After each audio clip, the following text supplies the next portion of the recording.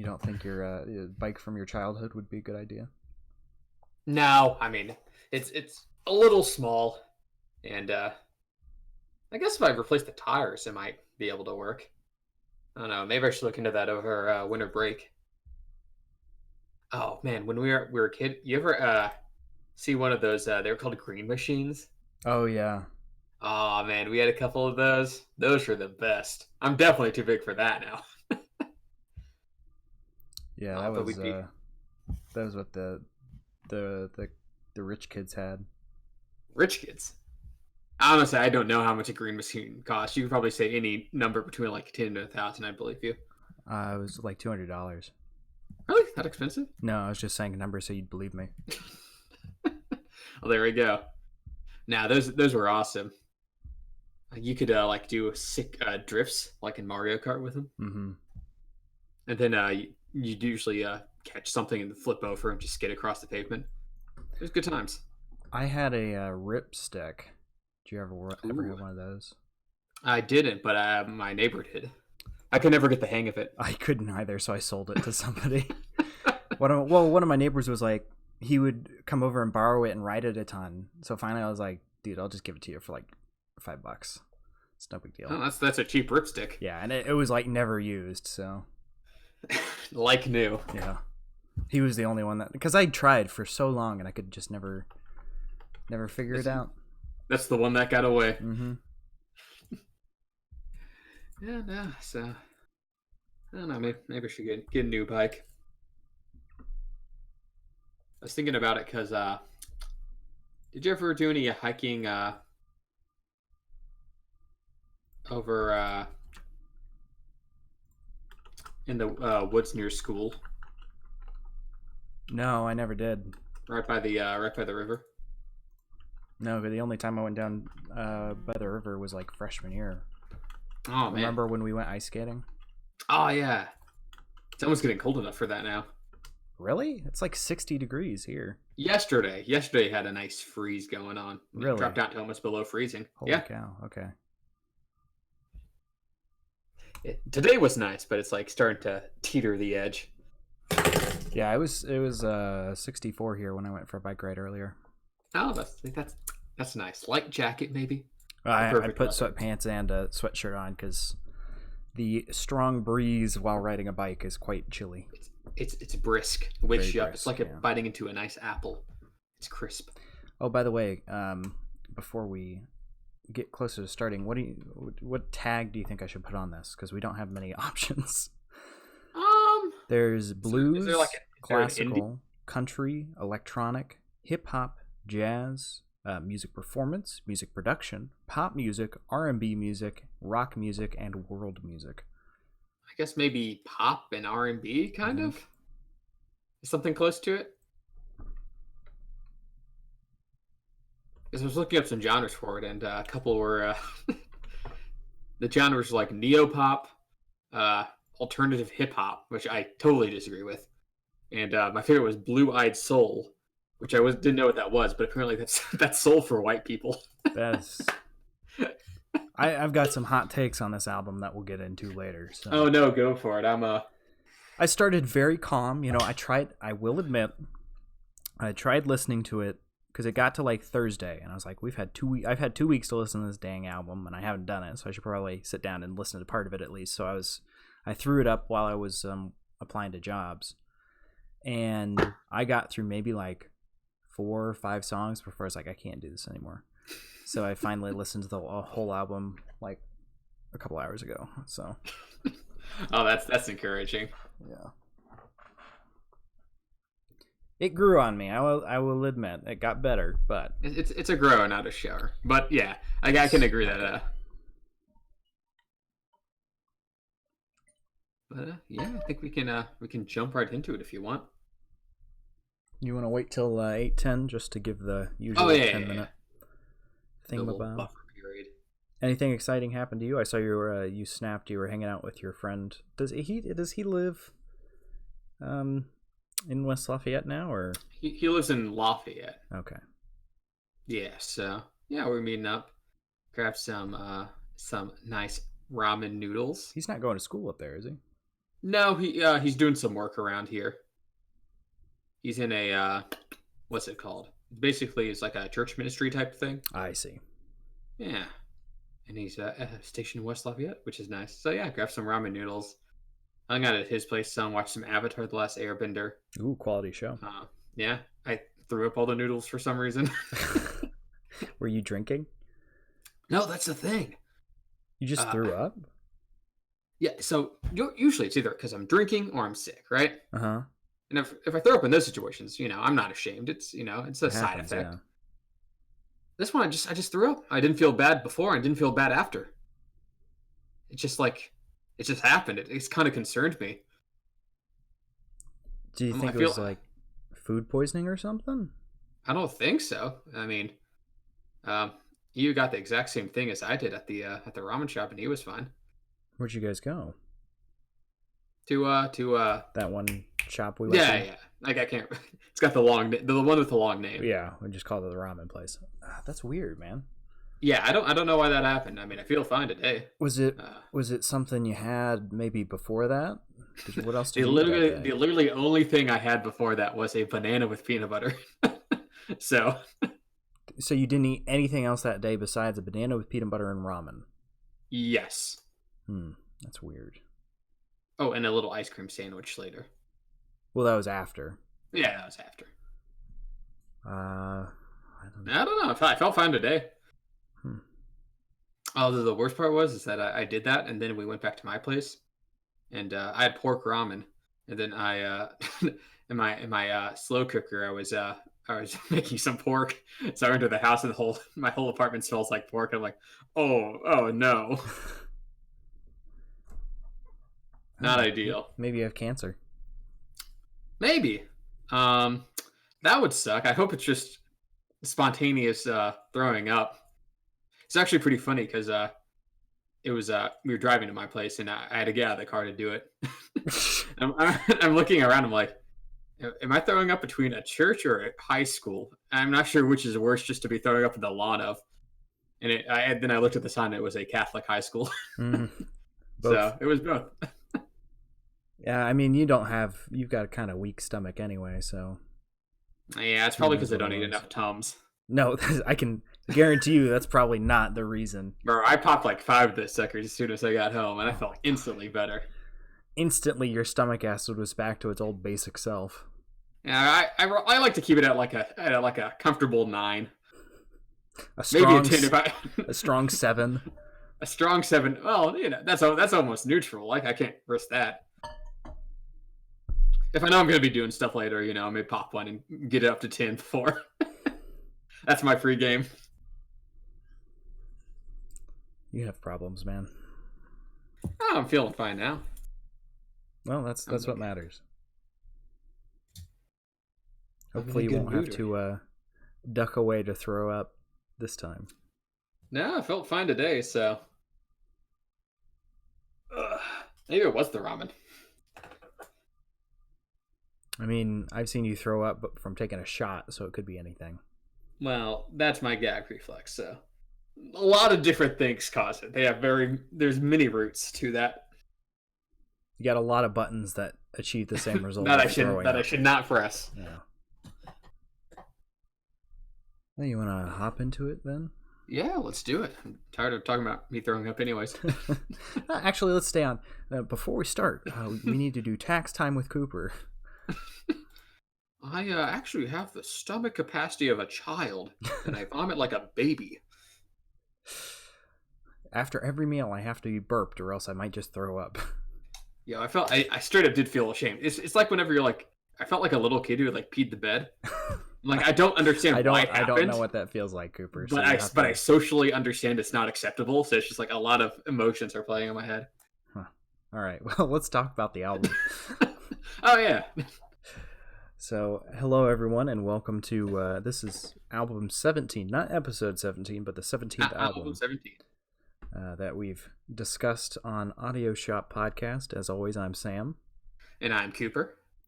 And this week we are talking about Apricot Princess by Rex Orange County. Rex Orange County, or Apricot. Apricot. The correct pronunciation, rather. Pronunciation. Pronunciation. Pronunciation.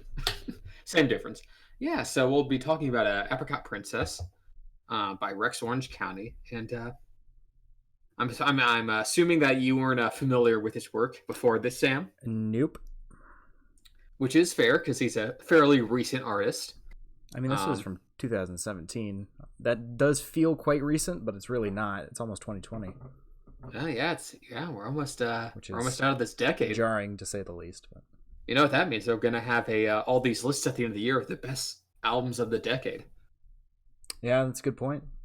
I had an idea during my bike ride earlier about what we should do for the end of the year, but we can talk about that at the end. Yeah, let's keep that as a little secret. Yeah, though, yeah, it just feels weird that we'll be at the end of the year, and you want to know what's funny? Yes. This album could technically be on the same top albums of the 2010s as LMFAO's Party Rockers, since that came out in 2011. Oh my gosh. Even though that feels like a century ago. That was I remember that when that came out distinctly because it was it got really popular around freshman year of high school for me. So we were listening to it and blasting it in the car as we were driving from marching band practice to go get some lunch. And the car had way too many people in it. Yeah, that was this decade. And yet it feels so long ago. But we're not talking about LMFAO as much nobody as we would like to. Nobody is anymore. We're talking about Rex Orange County. So that's the name of the guy, but his real name is Alexander O'Connor. He's actually an Englishman. I guess British. Through a couple of the lyrics. There are a couple of things he said. I'm like, that sounds like he's putting on an accent. Yeah, and he was born in a very English-sounding town, the village of Greyscott, near Haslemere, Surrey. Are you sure that's not Irish? Because O'Connor is Irish. And maybe it is Irish. Because you're going to upset a lot of people. Well, not that any of them listen to this, but... it could be Northern Ireland, which is part of Great Britain, right? Yeah, that's true. But yeah, he was born there. Right, it is England. Hey, see, there we go. He was born there in the year of 1998, so younger than us. And wait, really? Yeah. I don't like that. I don't like that. Now he's we got some. He's kind of in that Billie Eilish section of this young up and coming artists. I don't like how deep his voice is. I want my voice to be that deep. Oh, well, then just, I guess, be born in Britain. Maybe that helps. I don't think it helps. But, yeah, so he's got kind of an eclectic genre. He was kind of listed as indie pop, which I definitely agree with, alternative hip-hop, which I do not agree with, and a little genre I never heard of called blue-eyed soul, which is basically soul for white people. The rejected term for that is Aryan soul music, and yeah, I feel like that didn't sound very good. Blue-eyed sounded a little less provocative. And I actually came about him because he was featured somewhat prominently on Tyler, the Creator, who's a very popular hip-hop artist, on his album Flower Boy. And I very much like that album, so I decided to give him a check out. And Apricot Princess is his second studio album, and it was released, like you said, back in April 26, 2017. It's ranked rather well for a self-released, no studio attached. I think it was like second on like the indie releases for that month. Oh, well, good for him. And his third album's actually coming out in just about 2 weeks, October 25th. So he's got a new project on the way. Which is that going to be self-released as well, or do you know if he's attached himself? That one actually, I believe, is going to be his first like a studio attached to it. Dang. So maybe a little more production value there, but not necessarily. Not necessarily, but maybe that typically comes with a little more funding, or at least marketing. Yeah. But yeah, so that's kind of all you need to know before jumping into this. And we can get on right away to track number 1, the self-titled track, Apricot Princess. So I'll take the reins at the start of this. Again, didn't we have another album where the title song was the first song? I believe so. There's only one other case I'm remembering, but it's very rare. Yeah, usually that's kind of tucked in near the back. So yeah, this one's the opening track. It's it's very relaxing. It's got very nice strings. The brass, you can tell it's a synth brass. It sounds very good. I almost couldn't tell, but the cuts are a bit too, unless they're doing some cutting work. I'm no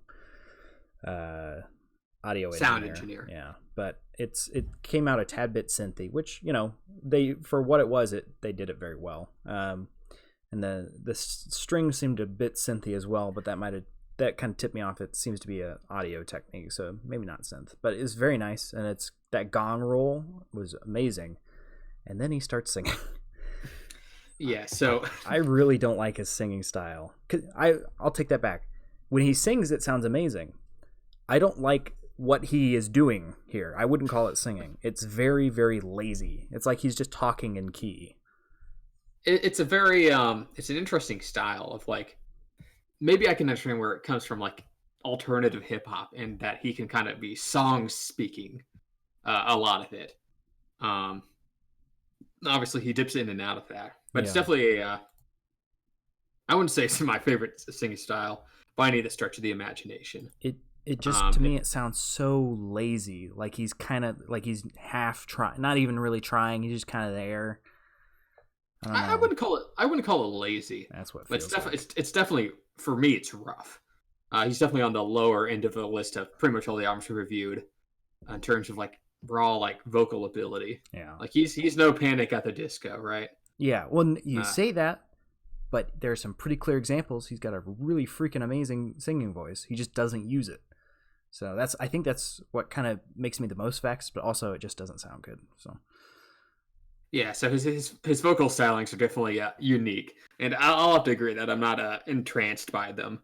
But he's typically, I guess, at least what I got is at least in this first song, and throughout most of the songs on this album, he goes for kind of this little more melancholic, a little more nostalgic and love struck, almost Mac DeMarco-esque mood. So kind of keeps things a little more low key vocally. Layman's terms, real sad boy hours. Sad boy hours, yes. Would be. I wouldn't say it's like a depressing album by any means. Well, well, it gets worse as we go. It gets depressing at some points, but it's a lot of the mixture of kind of that sadness and a little bit of like almost teenage heartthrob kind of like sentimentality. Yeah, I mean, I couldn't pick up. He sounds much more mature. The way his talking sounds more mature than I wouldn't have thought he was younger than us. But you having said that, I can definitely see it coming out in this, even if it's not by that much. But I feel like the kind of people our age who are producing music, it feels a bit their maturity level maybe a tad bit lower. It feels like a very great generalization, but that's just kind of the gut feeling I get. I don't know. No, I definitely agree with you there. I mean, obviously, when he made this, it's in 2017, so he'd be 19 years old when he made this. That's a good point. Yeah, that's a very good point. Yeah, so he was actually a teenager. Okay. Yeah. So that doesn't feel too bad saying that then, but yeah. So obviously, in terms of like his songwriting styles from a teenager's perspective. Yeah, that's a good point. And Jesus, his I definitely find that a little more low at 19. Holy crap! Yeah, some people, maybe whatever they're eating over there in Britain. I think it's just him. All those heavy breakfasts. Yeah, nothing, not a green thing in sight. It drops the voice a couple octaves. Yeah, but yeah, I definitely agree. Where like we've listened to some teenage artists on the show before. Yeah, I mean, you remember how much I was gushing about Billie Eilish. Yeah, and even though her song, I guess her story elements to her songs, the lyrics, weren't like groundbreaking stuff. I definitely felt they brought a little more weight and maturity than the ones found in this album. A little more maybe substance would be the word. Well, I feel like there might be just less substance, as you say, in this one, just because it's a lot slower, and that's the style. That's true. I kind of appreciate when he does this, and we're kind of just generalizing about the album through the first song, but there's not as much lyrics as background. Like sometimes the background is the focus. or the instrumentals as the focus, and then he'll come in and say a little bit, and then it'll go back to the background, because it's got to keep that really low key feeling, which I appreciate him doing. It's just, you know, the style in which he does it sometimes is bad. I do agree that I actually much rather prefer his instrumentation than to his vocals. Yeah, he's on a lot of these tracks. He is amazing at writing instrumentals. Because I assume this is all him, right? Because you said there's no studio. Yeah, this is this is all self-produced. So obviously he has I think a feature on the album. Yeah, and then there's what is it? Song number 4. That's not him singing the female part. So there's somebody else too. Yeah. And but yeah, he's production on all tracks. Obviously he doesn't play some of the live instrumentations, like those violins and some of the brass are actually live. And he didn't play those, but right. Presumably he wrote the parts for them. Or at least he did very complex sampling, because if it was sampling, I couldn't even tell. No, actually it's I'm looking, he's got listed violinists. Wow. Yeah, Peter so Hansen. he is amazing at writing music. Just singing, or at least when he sings it's good, when he speaks it's not. So and does a lot of speaking, which almost into it kind of bleeds over to like into not even spoken word, into like straight hip-hop stylings, or like semi hip-hop stylings. It gets worse as we go on. But keeping the focus on track number 1 here, the glockenspiel coming in. I never thought I would hear a glockenspiel that sounded that nice. There's some good this album is a fine case for glockenspiel. It is, which really. is, you know, he paired, like, I've never heard it used as well as I have on this. So he is extremely good at writing instrumental music. He's amazing at it. And the piano lines throughout the whole thing constantly, I mean, they're similar, which is his style, but they're all extremely good. Yeah. And he does a lot of the piano as well. So he plays the piano? Yeah, piano and bass are him. Wow. Oh, and bass. Is it an upright bass or is it a bass guitar? I'm assuming bass guitar. Okay. But the glockenspiel mixed with this very cinematic orchestral opening, even with the little brass sprinkle in there, I think it's a really strong opening for an album. It is. It really sets the mood. I felt like it jumped a little bit just due to getting used to his speaking style, which is bad, and kind of overcoming that and trying to listen to the background music more than that. But it's a very good start to the album overall. Yeah, very nice piano work on the song as well. So, instrumentation top notch on this on Apricot Princess, the first track. Yeah. And vocals are meh. They're definitely not where they're at the worst at the album. No, absolutely not. But so, you know, overall, I think he's doing a good showcase on the first track. I will say it probably is not the best song on the album, though. No. I would also agree with that. But we can jump on to track number 2, which is Television / So Far So Good. So I'll start off with this one. Yeah. Where definitely within this first half of the album, something I noticed and appreciated is with the instrumentation. It's always moving somewhere. Because of course with some albums, especially nowadays, where like drum loops and kind of doing everything electronically on a computer, it's very easy to make looping snippets that you can kind of sing over, rap over, that kind of thing. And some people can really work with that. Some people it's more obvious. At least in this first half of the album, and on a song like Television, I think it does a good job of that instrumentation growing throughout the song and always kind of shifting, evolving, keeping you a little bit on your toes. He's always willing to throw in a little more orchestra, add in some synth or switch out the synth for the orchestra. So I really appreciate the instrumentation again. And this is the first time on the album that he also introduces the graphing that I was talking about, quotation mark graphing. Yeah. I mean, it definitely differentiates the song, or that section of the song, but I'm not a fan of his flow. I think you should say lack of flow. Lack of flow, but yeah, honestly. Not that it's like... It's not like terrible, it's not like embarrassingly bad. I'm not like pointing and laughing at it or anything. Yeah. But it gets worse later, don't worry. It definitely, like, it sticks out. It's like hitting a speed bump, right? Yeah. It's not going to do any damage. You're gonna feel it. Especially since it's not really rapping. Like, it's almost there, you know? It's not as bad as later on. There's a spot later on where it's just god awful. But it was just kind of like he needs to put more strength into it. I think the biggest issue I had with near the start of this album is he's so goddamn close to the microphone. So he just I'll get really close to mine, and I can just I can be loud, but I don't have to put any force behind my voice. So I sound really close to your ears, and if I don't enunciate, it sounds really lazy because I'm not putting any strength. And if I come back out here, I can speak with my normal voice again, and there's a bit more oomph behind it, and it sounds normal. But his it's not. Yeah, it's hard to put a lot of energy when you're that close to the mic. That's the styling he's going for. Yeah. So it's not like it's an unintentional hazard. No, it's not. And it works better in some songs than others. In this song, I think it works. If we disregard the rapping section. Yeah.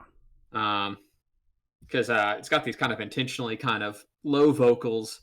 It's got a pretty simple drum beat, but it's got some nice smooth synth, especially on the outro when it switches to the back half of the song, which is so far so good. Mm-hmm. Really heavy melodic smooth synth and kind of swelling. It's very pleasant on the ears. And when the vocals are kind of layered over that, I think they work to their strengths. Yeah. This kind of low-key sentimental groove he's got going. Yeah. But this song was what I was talking about, where he actually can sing a bit, because when he goes into that really low singing, like, it's still a little bit not full force, but it sounds a lot better than his speaking, whatever you call it. I really wish he put the same kind of effort into the rest of the singing, but that's not the style. But I don't want to keep saying that's like lack of effort. I'm gonna keep saying it as much as like the style particularly. It's like his tongue is partially numb, is what it is. Like he just got back from the dentist like 6 hours ago. Yeah. He's like, oh, it's done, but it's still a little bit there. Yeah. But the little melodic lick that's in this song with the guitar, I guess it's in the television section, that is really good. That's like throughout this, I'll keep saying it, throughout this entire album, he is amazing at writing music. Performing it with his voice, not so much. But everything else, absolutely phenomenal. Yeah, and that's actually one of the things was, like I said, I found him through Tyler the Creator's album, Flower Boy, which I'm just gonna double check to make sure he's he's listed on 2 of the songs on that. One of them being Boredom, and the other being the first song of the album, Forward. Mm-hmm. And those 2 songs have some of the best instrumentation on the album, and very little of his singing. I was gonna say I doubt he was featured for his vocal content. So I think even he realizes that that's where his strengths lie. Yeah. And those 2 songs are amazing, especially when they're paired with someone who's actually very good at rapping, such as Tyler. So unfortunately, this being a solo album, he's the singer and the songwriter. Yeah. And I feel like it's a little reversal where typically the singer's good, but as a songwriter, they're not super great. Mm-hmm. A la Panic at the Disco on the last album, on his latest album. Yeah. This is kind of the reverse card where songwriting's top notch, but the vocals have they're pretty rough at places. Yeah. Though I think this is an example of, lower stylings, besides the rap part, pretty decent and serviceable. Yeah. But jump into track number 3 if you're ready for that. Oh, let's do it. So I think this one, it's Nothing, and this is the featuring. This is the one feature on the album, yeah? But I think this one is a stronger example of where his style fits in better. Okay. Now, it starts with, I thought it was an upright bass, but listening a bit harder, because there's a pretty long intro section. It's like 30 seconds. It sounds like a very filtered bass guitar, but I'm not sure. It might be an upright. I couldn't tell.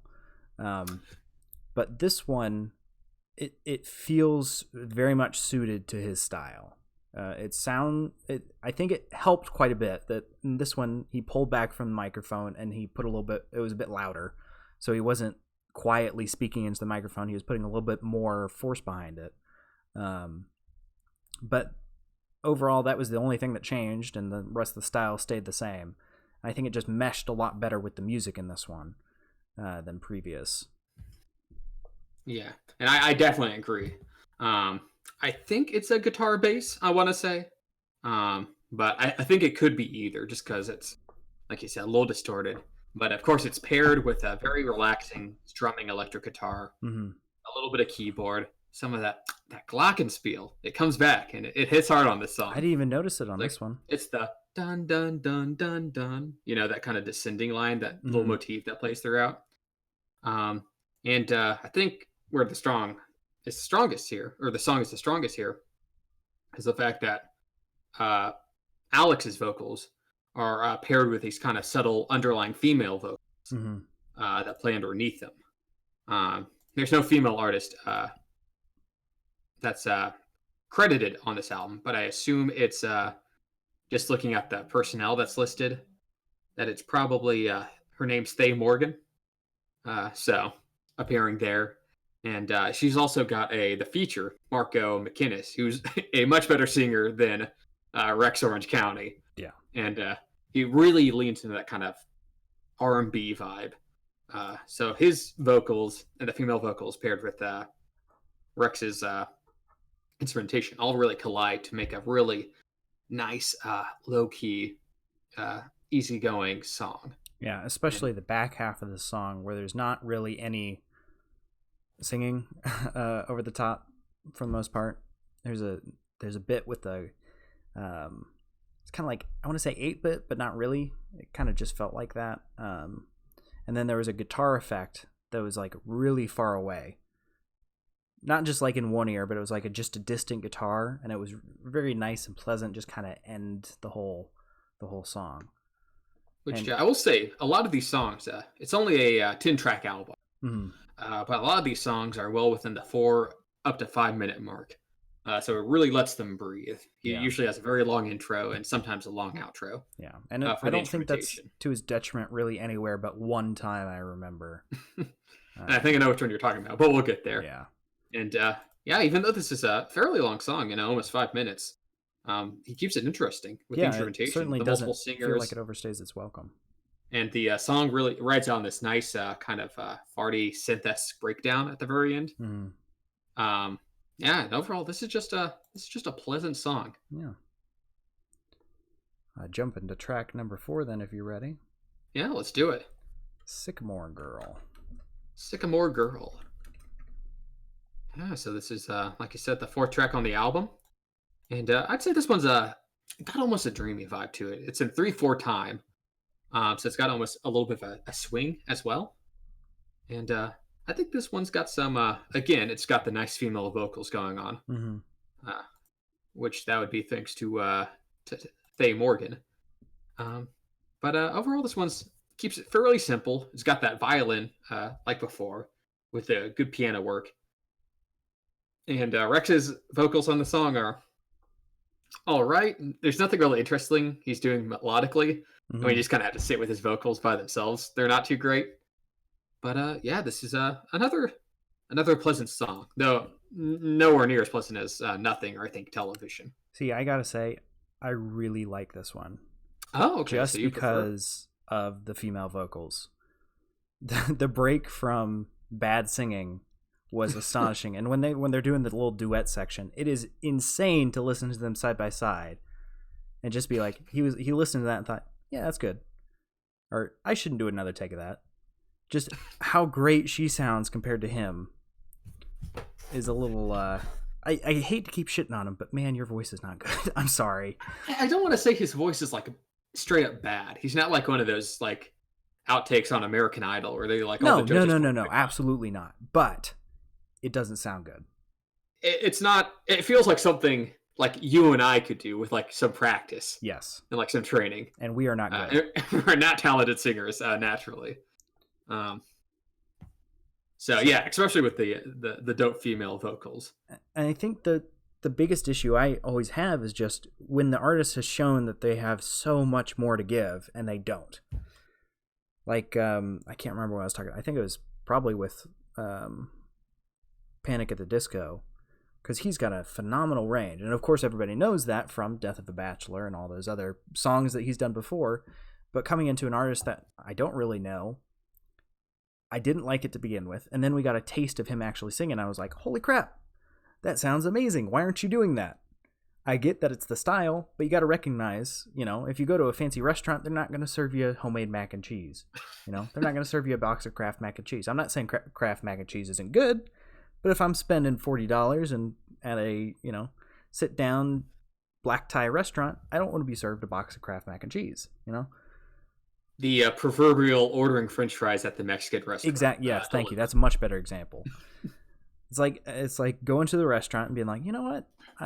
I heard this place has the best tacos ever. Like, this is the best taco place in town. I'm gonna get some chicken tenders. So, yeah, but at least on this song, I think with the assisting vocals, they help to elevate. Yeah, I really love her vocal line. She's got a great voice, and the instrumentation on this song is amazing as well. I don't know if you caught it at the end. There's a bit of synth going on underneath the end of the song, and it does not match at all. But it's not trying to match the background music. It's trying to be a main line, and it stands out, and it sounds great. I would have never thought, because it was like a very electronic synth. Yeah, no, I know exactly what you're talking about. And I was like, holy cow, like the fact that he was able to get this super electronic synth that stands out like a sore thumb to mesh so well with the background instrumentation and not sound out of place was great. Granted, he fails later when he tries to do it again, but at this point, it was phenomenal. So, the song just kind of cuts at the end. It was a bit too abrupt. This one could go longer. I wrote that as well. It's very abrupt, especially when you have such a mellow song. You kind of want it to ride out instead of just... But, yeah, overall, this is a very good song, I felt. Yeah, it was a very strong song.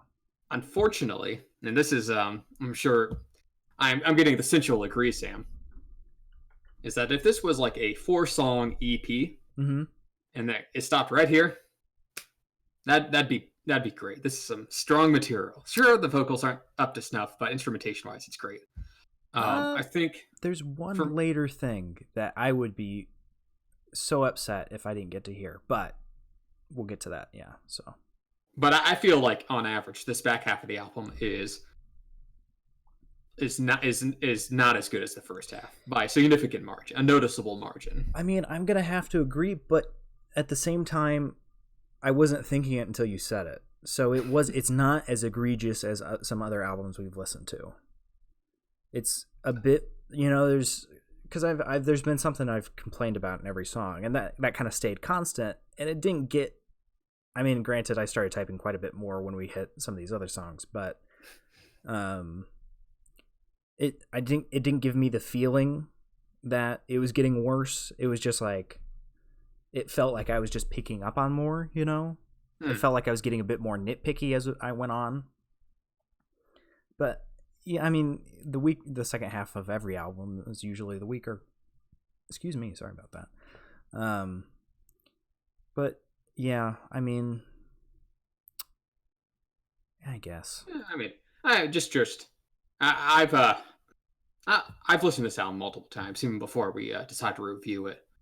And I always find myself drawn to the first half, and then kind of not always kind of I can see what you're saying. Yeah. So over multiple listens, I feel like that divide is more noticeable. Grows in your head, yeah.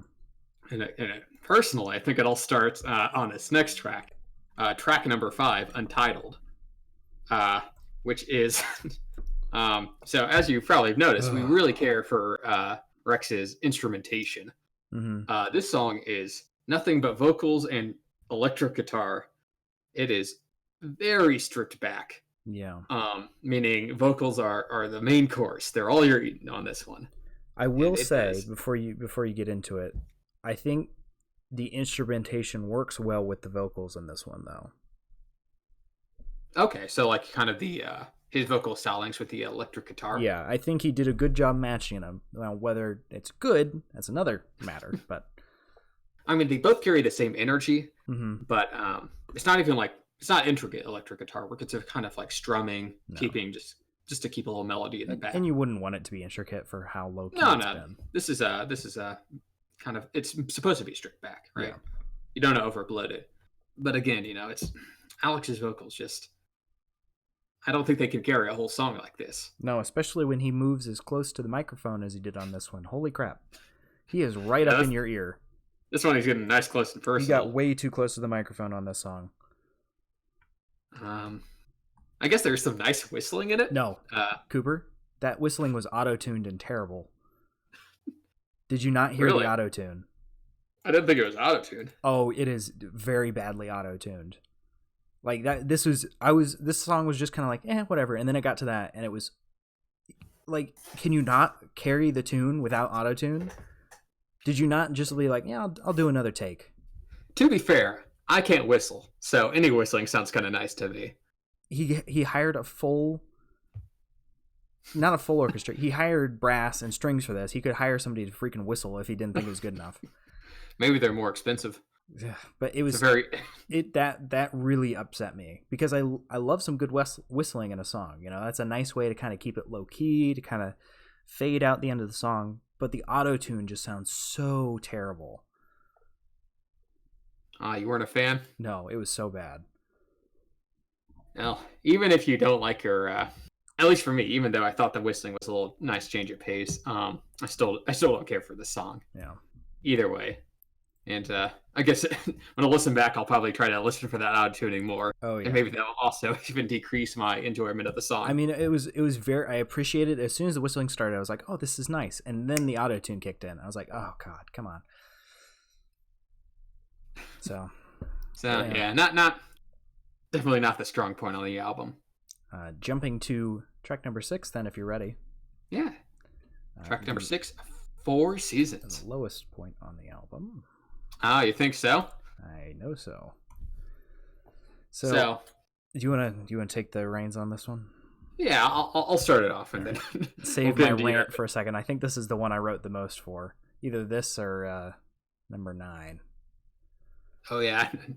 Well, so this one's I'm not gonna say it's the lowest point on the album. It's definitely not the best song, or close to the best song. But in terms of like production, I think it's very lavish. It's got a very emotional vibe that it's going for. And it goes with this pretty interesting pairing of this very obviously electronic keyboard paired with these orchestral violins, which I think work pretty all right. All things considered, they're not usually a pairing that you imagine. But they managed to operate pretty all right on this song. And I also, in terms of progression of the song, I also like the fact that the synth kind of overtakes in the second half. It kind of builds up and kind of overtakes the orchestra, which I kind of like that progression of one of them becoming a little more of the focus. Of course, there's the rap in the middle of the song, which is if you thought the rap in the first, the rap in the second song was something. Oh boy, this one pops out. I'll hand the reins over to you for this one, Sam. I had no words. I was writing. The start is amazing. So I'll just start from the beginning of the song so you can see my whole thought process as this comes through. The swell at the beginning is very well done. It immensely brings up the quality of the vocals as he gets louder, which is nice because he has to move away from the microphone to speak louder so he can speak over the music. So he's not just whispering into the microphone. However, he says, "I'm falling to pieces." And immediately break even by the script started playing in my head. That was exactly because he even says it. It's like even in the same key. It's even I'm falling to pieces. Yeah, he like does the same melodic little like tick. He didn't sing this song. What? Hold on. So I had to go look that up. So that completely kind of broke the beginning, and then he gets into whatever I'm desperately trying not to curse. Whatever the heck that thing was. I don't want to call it rapping because it's not rapping. Is that mumble rapping, Cooper? Is that what mumble rapping is?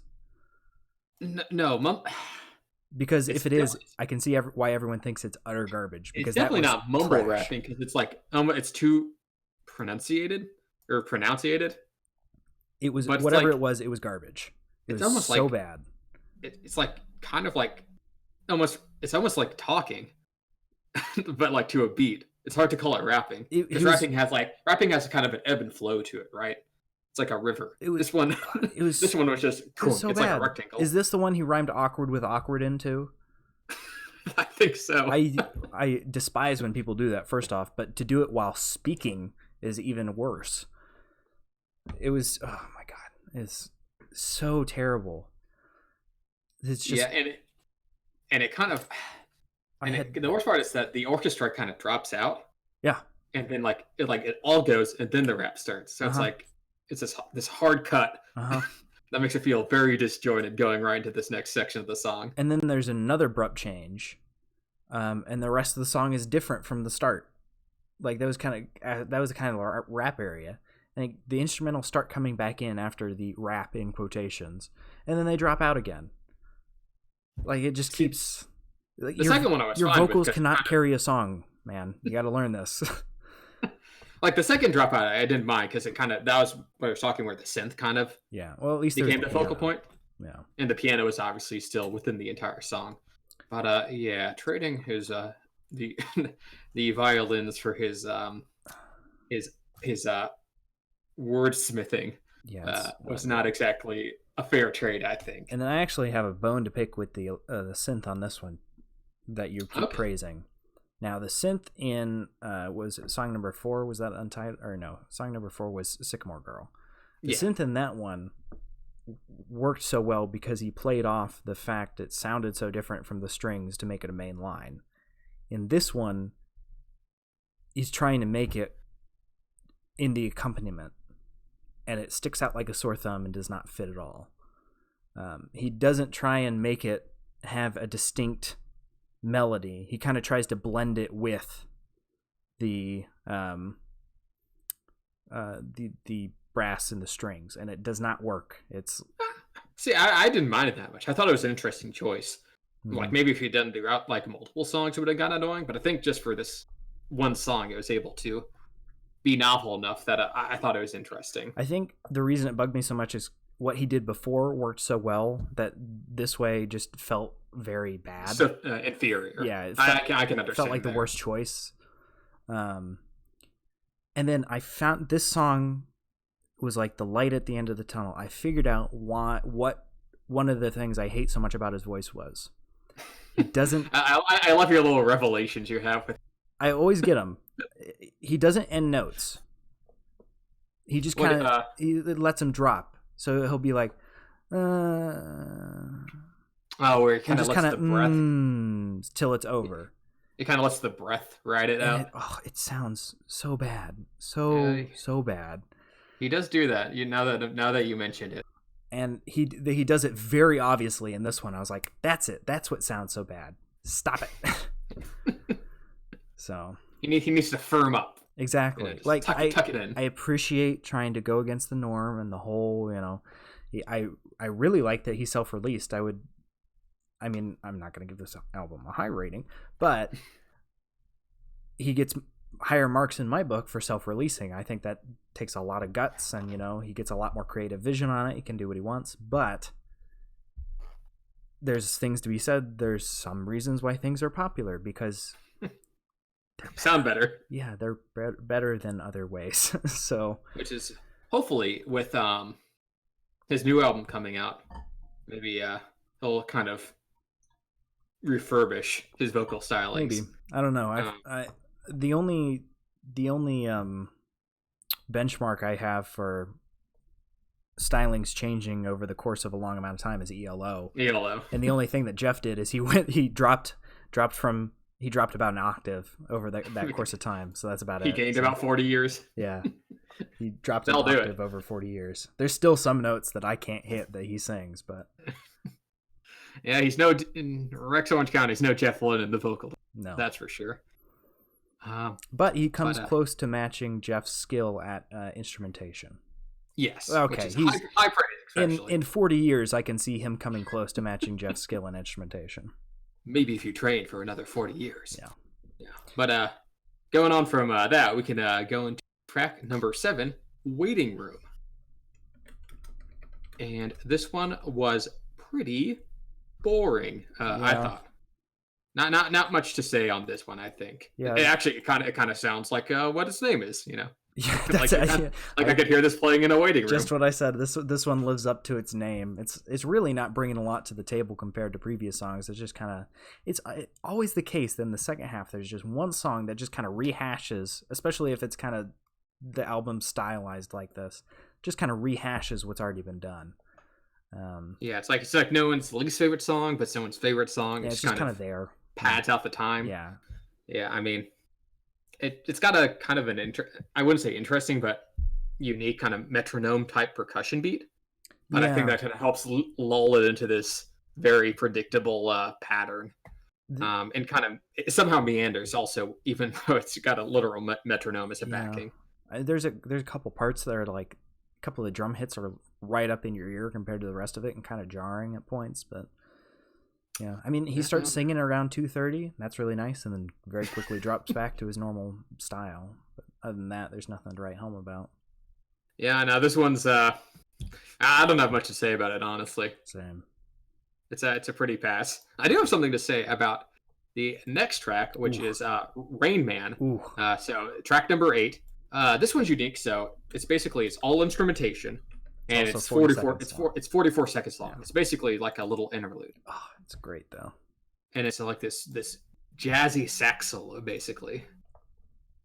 And I don't know beyond that what else to say besides it's just a very nice sax work. I love like freeform jazz. So this was very nice. You know, it's got the nice piano underneath and the sax kind of doing its thing. Very nice freeform feel. It was a refreshing breath of fresh air. It's like a little after dinner mint, right? Yeah. Just clean the palate. And that saxophone was performed by Mike Underwood. So Mr. Underwood, polite applause because very good sax work. High point of the second half of this album. Yeah, it's just an interesting little tangent.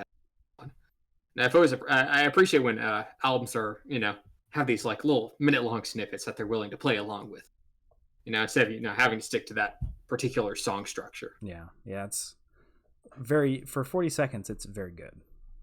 Yeah, just a little instrumental tributary. Mm-hmm. And now we can get back to the main river, which is track number 9, Never Enough. Ugh, this one. See, now you're oafing and moaning over it, but I think it was a pretty decent song. Yeah, I wasn't sure how much I would like something, because we should clarify, this one is kind of much more faster paced, much louder compared to. It's almost got a garage rock vibe to it. And which is definitely in difference to the rest of the album. Oh yeah, it very much took me by surprise. But I think my biggest issue I have with this song is just the opening is still pretty stilted. It's very slow still. There's immediately an odd stilted kind of drum, very different instrumental startup than other songs. Once it gets going, it's fine, but it just starts a bit too slow. I understand not wanting to take off like a rocket after a freeform jazz song, but the garage rock. It was just a bit too slow, I think.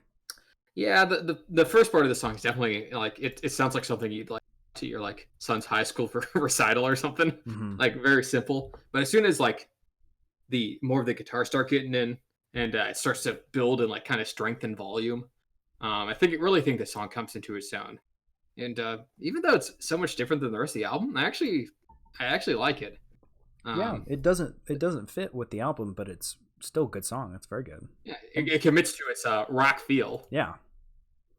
And I think, in my opinion, Rex's kind of rougher vocals lend themselves to a kind of garage rock sound, right? A lot of singers in those genres don't have maybe traditionally great vocals, but they kind of ride more emotion and personality than vocal prowess.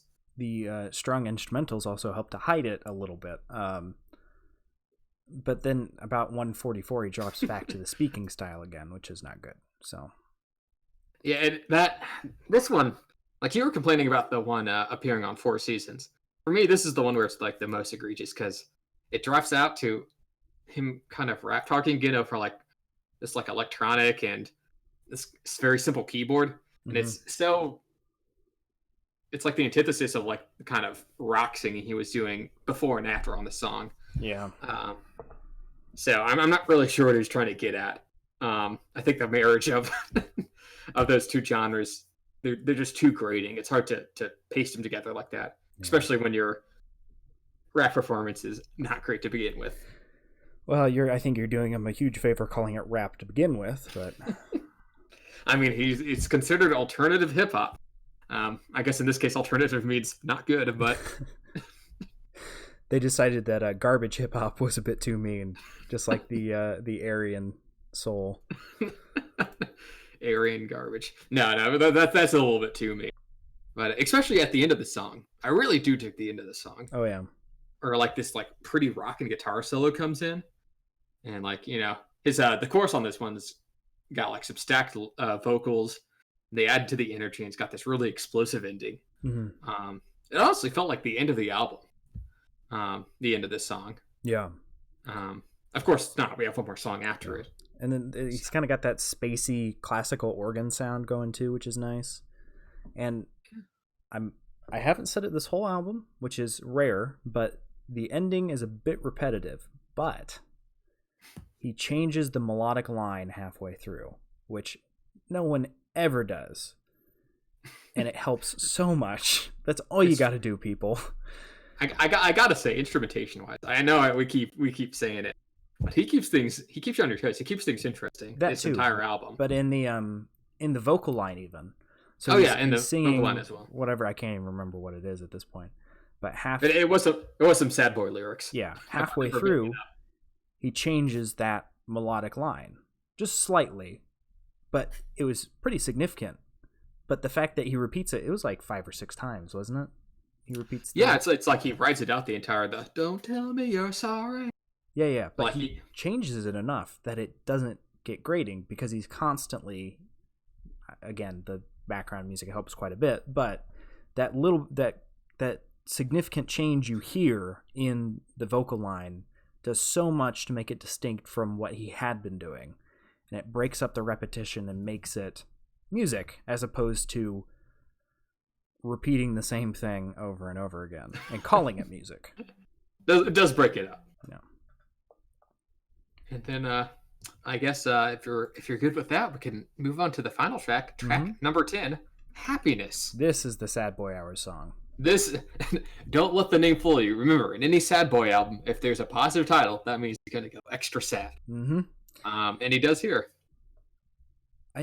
Before we get into this one, I don't know if you picked it up. There was like some beginning of the song. There was like some crackling on the vocals. Did you hear that?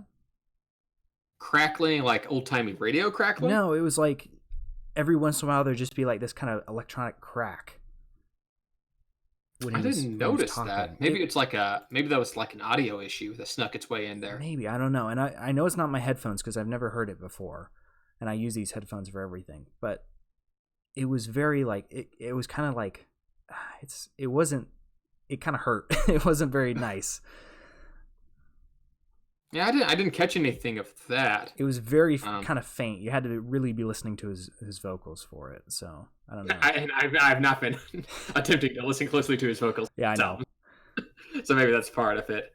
But yeah, it's a sad boy hour, and it's a kind of a love ballad. It's kind of like this piano ballad vibe, at least in the first half. Yeah, this one was a bit too wallowy for me. It was I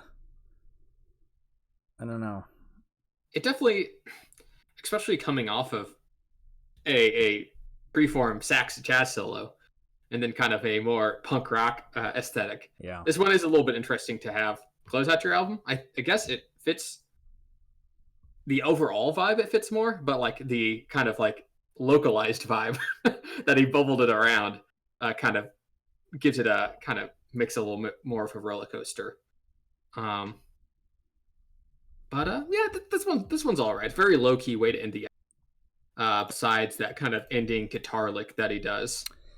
And the extreme hard cut at 307. 307. Everything drops, and then a new song starts.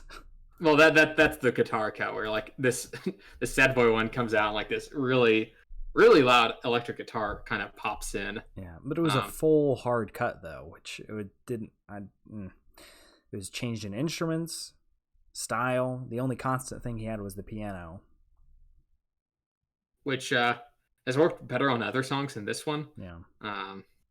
So it kind of felt like, he kind of tacked on the ending of the album to the ending of the song. Yeah, I think that's the case. That's what it felt like anyway.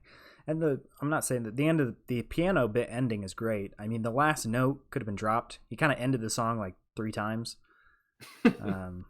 Or he had 3 chord ending kind of things. He did a classical, and then he had a single note that was not even in the same key, I think, as what he had been playing. And then there was additional like 15 seconds. And was there like mic movement? Did I hear? It's the classic. This is the end of the album, so this is the sounds of me standing up and like leaving. It subtly implies that means the album's over. I think you could just not do that. And I mean, it doesn't. For me, it doesn't add anything or take away anything. I've heard it enough that it's like okay, it's like kind of like a movie trope, right? Yeah. It kind of washes over me. Fair enough, but yeah, I mean, my only complaint for the end of the song is the single piano note that wasn't in the same key, but otherwise, it was a very beautiful ending. Yeah, I'd say so. And I feel like we've had very conflicted things to say about this album, Sam, more so than most of the other ones we've talked about. Really? I think so. I think we've had a lot of positives and a lot of negatives. Oh, right? Sorry, I misunderstood. I thought you were saying we were conflicting more on this one. I'm like, no, I don't think so. I'm like within ourselves internally. Oh yeah, for 100%. Which is kind of made it. I think it's going to be interesting to kind of go over it overall. Yeah, I'm interested to see what you rate it. I'll launch into the rating system now since we're done with the. Oh wait, no, we do rating last. Oh yeah, we got to do our favorites and least favorites. Favorites and least favorites first, right? Only done this a couple dozen times. Yeah, I think I'm catching a little bit of sickness, so I think I've got the oncoming of sick brain, so a little out of it. Well, we'll finish it up quickly then. Would you like to start? Sure. So I'll go with favorite first. I think it's gonna have to be probably Sycamore Girl. Just the female vocals in that one were great, and that little bit of synth that he masterfully kind of stitched in there was good too. Television was pretty good. So far, so good was not good though, so I don't think I can give that favorite. It's a second. It's probably second because I really love that melodic lick in the guitar. That one is. I'm probably gonna have to go back and listen to that again just because it's a very very strong instrumental line. Right. As for least favorite, where is it? Where's the one? Either Four Seasons, probably. That was the one where I kind of snapped, and that I'm gonna call it mumble rapping. It's bad. It's really bad. It's got that really abrupt change, and the electronic synth doesn't fit. And yeah, Four Seasons was not a good song. And that's fair enough. I'm pretty much I'm aligning pretty much with you. Maybe slightly less of the specifics. For me, my favorite songs were I thought Television / So Far So Good was probably the best song on the album. That or maybe it's tied with Nothing. I thought those being back to back, like the best leg of the album. Just really the lush instrumentation, the kind of guest vocals that come in. I think add a lot of character, a lot of depth, and kind of help lift up the weaker parts that kind of Alex can't fill in himself. Yeah. Namely, the vocals. Then obviously on the flip side of that, we have Untitled, track number 5, which is just his vocals and electric guitar. And for me, that's an instant skip. I have no reason to go back to that. But now you do to have to listen to that auto-tuned whistling. I'll have to listen to the whistle, and then I'll never have to listen to it again because I'll probably maybe like it less. So, yeah, that's those are actually pretty easy picks, I think, for me. Yeah, it's for how much conflicting stuff we said. I think my opinions are pretty set in stone on this album. So yeah, I'm like, maybe the back half. Nah, this is pretty much what I'm feeling in terms of the best songs. So, jumping into rating then, here at Audio Shop, since Cooper and I know so much about cars, Cooper even told off his mechanic a couple of weeks ago because the best way to brake is to put steel on steel.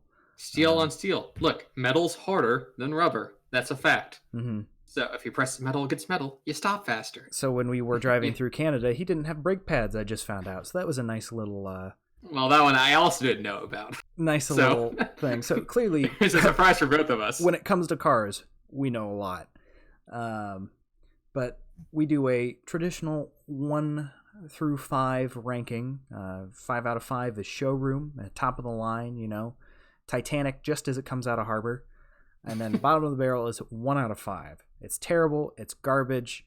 It's the Titanic after it got hit with the iceberg, and it's been sitting on the bottom of the ocean for about 100 years. Yeah, it's not even a spectacle, just lying there. Yeah, it's very not good. Because sometimes even the train wrecks are beautiful, but this is a train wreck that happened about 30 years ago, and now it's just bad. Now it's just clutter. Yes. Clutter on the side of the road. So, Cooper, why don't you give your rating? Yeah, so, like I said, very conflicted on this album. Because Alex's strong points are so strong, and his weak points are so weak. It's just like this teeter-totter of like going between really liking it and really not liking it. So it's not like I love it, or it's not like I hate it. But I think in his future projects, he needs to lean further into those strengths and just take a step back from the vocals. Not everyone has to be a singer, Alex, right? You can be an artist and not a singer. And just focus more on instrumentation. Get a lot more guest vocals now that you have a studio that can like bring them in. Yeah, like I know the album comes. I know the album comes out in 2 weeks, so it's kind of a moot point by now. But just consider that. Yeah. So I guess given that I think there's as much to like here as there is to dislike. I'm gonna have to go smack dab in the middle. Give it a fixer upper. Because really the singing doesn't ruin it for me. And the instrumentation's so good. I think it elevates the whole album. So I'm gonna have to go for the middle road here, Sam. I figured you would. I was in a similar camp to you, but as I was sitting here while we were talking, I actually changed my rating. Okay. Not after you gave yours, but we hit about song number 5, getting into 6, and I was like, you know what? I'm going to change mine. Which I found kind of reflecting on it, through vocalization. You kind of go, okay, this is how I actually feel. Yeah. His strengths are really good, but his weaknesses are a heck of a lot weaker than his strengths are. I think the reason we raised his strengths up so much were because of how bad his weaknesses were. So we were trying to compensate because the instrumentation is pretty good. I mean, it's nothing revolutionary. Maybe that synth thing was pretty good. Okay, ignoring the one synth thing where I had never heard anything like that before. But the rest of it is just kind of like, yeah, I've heard this kind of thing before. I feel like we were just trying to compensate for how I hate to keep shitting on the guy, but he's a really bad singer. He's not good. Or at least this style is not good. He's a pretty good singer when he sings. So I think I'm going to have to give it a used rental. That's not the right one. Used rental. So maybe listen to a couple of the songs, but I don't think I'd recommend listening to the whole album. I don't think it's worth it. And I can completely understand your viewpoint. Maybe I'm going a little softer on the kid since he was a teenager when this came out. Yeah, true. And I mean I'd hate for somebody to say this kind of stuff to my face, but because Alex, if you're listening, you're doing good. Yeah. I think this album is a proof of concept that he has a lot of room to as an artist, especially since this is a self-released album. Yeah, self-released. He's got some studio backing, so hopefully, I'm interested to see what his album that's coming out in a couple of weeks is going to sound like, whether he kind of built upon what he had or if he leaned into what didn't work. Because some artists do that. Yeah. So, yeah, hopefully we see him grow into his own. Yeah. And I mean, I may not be a fan of it, but it's certainly a hell of a lot better than a lot of stuff I've heard. So, like, what was it? Origins and that last Panic album, and like those felt like insulting. Like, yeah, I know you can do better, and you just phoned it in. It was just money grabbing. This is tough love, Alex. Yeah. This is like we know you got the potential. I'm excited to see where he grows. So yeah. So and that's I think that's all we have to say about it. Yeah. Switching gears on over to the spare tire, then I'm going to explain it again, even though if you are one of the 4 people that listen to us, you've heard this every single time that we've done this. So spare tire is just, miscellaneous music that we've been listening to throughout the week. Any little earworms we've had, or a little some extra that we are listening to on top of the album to review. And usually these are things that are just near and dear to us. They might not be good, that might not be bad, but it's just kind of like, what, something worth checking out. I've been listening to this. So you want to go ahead, Coop? Yeah, I'll start off first. So actually got some good albums to listen to since we had the 2 weeks instead of the usual one. But if I had to give a little bit of a recommendation, I'd say to check out The Miseducation of Lauryn Hill by Lauryn Hill. Not a new album by any stretch of the imagination. It came out in, I believe, 1998. But it was the first hip hop album to ever win album of the year at the Grammys. And it is definitely a product of its time. It's got a lot of 90s mannerisms in terms of R&B, soul, and hip hop. But I think it kind of sticks out in terms of Lauryn Hill's not only a vocalist or a lyricist, a rapper, she's also a fantastic singer. So she's like the anti Rex Orange County, where she's kind of the double trouble there. And the album's she's got a great concept album of taking kind of a look at the negative aspects of hip hop, especially in the 90s, and kind of trying to bring a better message to it, kind of to help educate those younger to making better lives for themselves. Like Will Smith. So, yeah, kind of. She's like a better Will Smith. Hey, don't badmouth Wild Wild West. Hey, no, that's a fantastic song. I'll die by that song.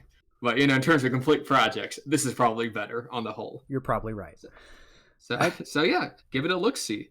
I just gotta say, I don't know how you listen to so many dang albums, man. Like it takes a serious amount of effort on my part to listen to an album. It just feels like such a big time commitment. I guess you're doing homework and studying and stuff, so it's a bit easier. But I always do it when I'm traveling anywhere. Oh yeah, see, I'm not with someone. I move from my bed that's about 5 feet behind me to this chair, so I don't do much traveling. And when I bike, I listen to podcasts. So I listen to them some too as well. So, but yeah, so I guess it's just fitting it in whenever I got that kind of transition already. And what about you, Sam? What's your spare tire suggestion for this week? The past 2 weeks, I've not been listening to a whole heck of a lot of music. I don't know. It just hasn't. I don't know if I was burned out from it, or I kind of got behind on my podcast, so I've been catching up on those. I know the past couple of days I've been listening to Floral Fury from the Cuphead soundtrack. Which, for anyone out there, it's a video game soundtrack. Give it a listen. It's not only is the Cuphead soundtrack good, but this is the one that has the straw thing in it. Straw thing? You know what I'm talking about. Like when you have a McDonald's cup and you grab the straw and you move it up and down. Oh, that's Squeak. I forgot that song had it. Yeah, but I mean, it's a big band, right? Kind of old timey. Yeah. I'm a sucker for that kind of stuff. And then what is it? The other one is I've been listening to some Snail's House. That was more last week. Although I don't think I listened to any music this week. I was just kind of laying around. But yeah, I need to get back into Snail's House. And I had been listening to them, and then I discovered that they made my show. I don't even know how to pronounce it. It's MA space Chouchoute.